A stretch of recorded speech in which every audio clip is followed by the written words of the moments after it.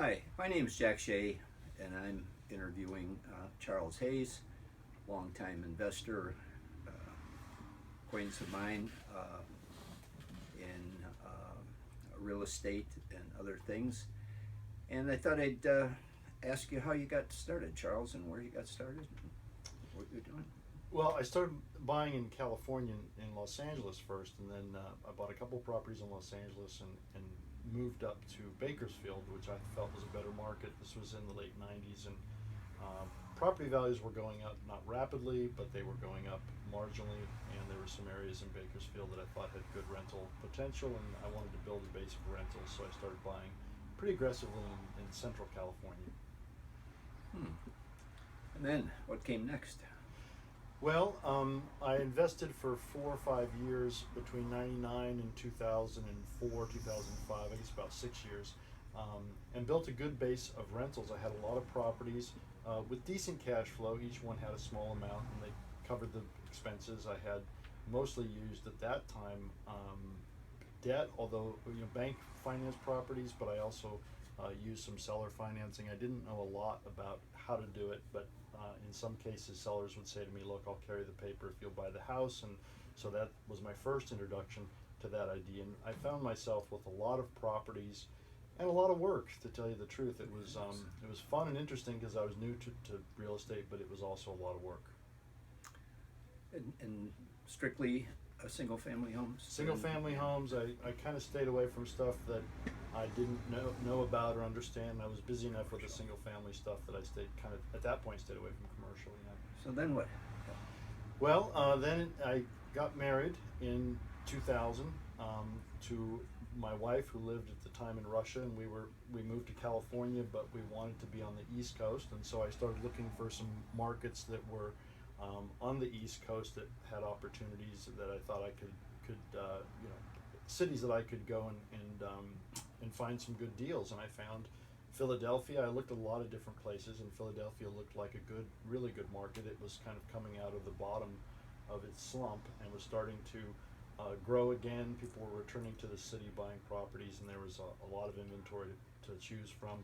And I found some good contacts. I liked at that time I used more bank loans, and there was a good lending environment there, so I thought it was a good time to try and move my portfolio to sell in California and move it. So you sold for cash, paid the tax, and then moved? No, I didn't. Oh. I had a good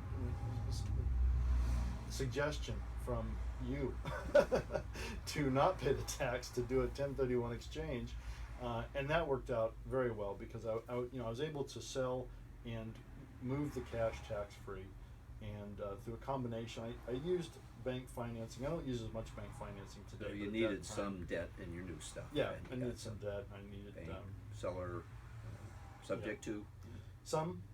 Yeah. Yep, I did a combination of things depending on the deal. The deal sort of tells me what needs to happen more so than me looking for a specific deal. I try and find something interesting and then see how I can make it work, and there are different ways to make it work. How'd you own those things? How'd you hold title to those? Well, initially I held them in my own name, not in an LLC or a corporation or a trust, which now I am sure is the preferred and best way to hold them. But at that time I was still sort of trying to figure out how to hold title, and I wasn't thinking too much about holding title because I was never going to get sued.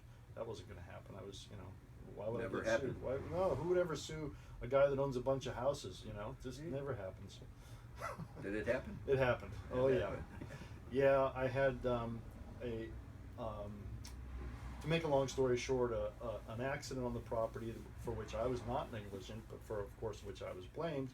And there was a lawsuit. I had insurance, but it was a long and scary and time-consuming ordeal that could have been avoided. And you got out alive? I got out alive, and I decided that at that point I was going to do things a lot differently.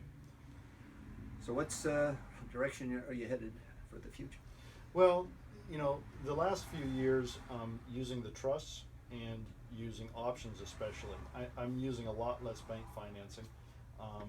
There are situations where I would use, I don't think debt is always necessarily bad for me, but I think it's much better to use other types of leverage, seller financing, or to combine seller financing and, you know, assuming or wrapping or not formally assuming, but paying off the debt that they have existing when you make a deal.